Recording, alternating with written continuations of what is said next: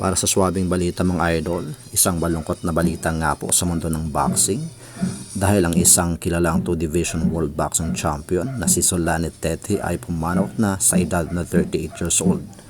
Kagabi lamang po sa dakong 6:30 PM, August 21 taong kasalukuyan, sa pamamagitan ng ambush sa kanyang sasakyan sa mismong baluarte niya sa Eastern Cafe, South Africa. Ayon sa ulat mga idol, naghihintay na sana siya para sa pagbukas ng kanyang garahe nang biglang may lumabas na mga armadong lalaki at kagad silang pinaputukan. Nagtangka pa sana siyang tumakas gamit ang sasakyan, subalit dahil sa tindi ng natamo niyang pinsala ay sa sasakyan na siya inabutan ng kamatayan. Nadamay din sa krimen ang kanyang kasama na isang 27 years old na babae at ngayon ay kasalukuyang ginagamot sa isang ospital.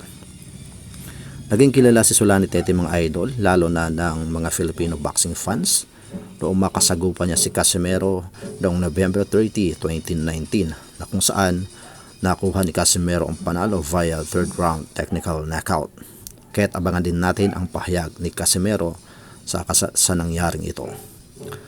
Samantala, nasungkit nga po ni Amanda Serrano ang panalo kontra Lucrecia Manzur via 12 round unanimous decision. Naging maganda nga po ang sagupaan at palitan ng mga suntok mga idol, subalit nanaig pa rin sa huli ang veteranong si Amanda Serrano. Kaya't umakyat na ang kanyang record sa 49 wins na may 4 na talo at bumulusok naman ang record ni Lucrecia Manzur sa 14 wins at 4 na talo.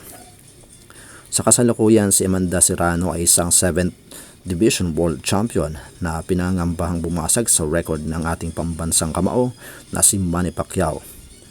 Si Amanda Serrano ay may edad na 37 years old pa lamang, kaya posible pa talaga ito kung pipilitin niyang umakyat sa mataas na division.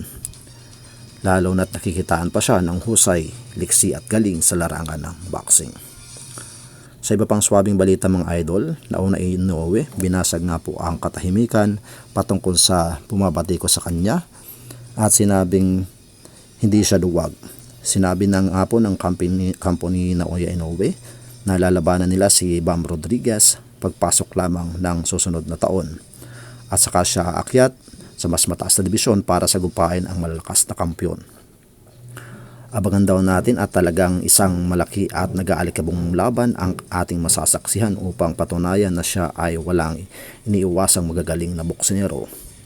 Wika pa niya ay lalo niyang pagbubutihin ang pag-iinsayo para kahit sino pa ang ihirap sa kanya ay easy fight lang ang mga ito.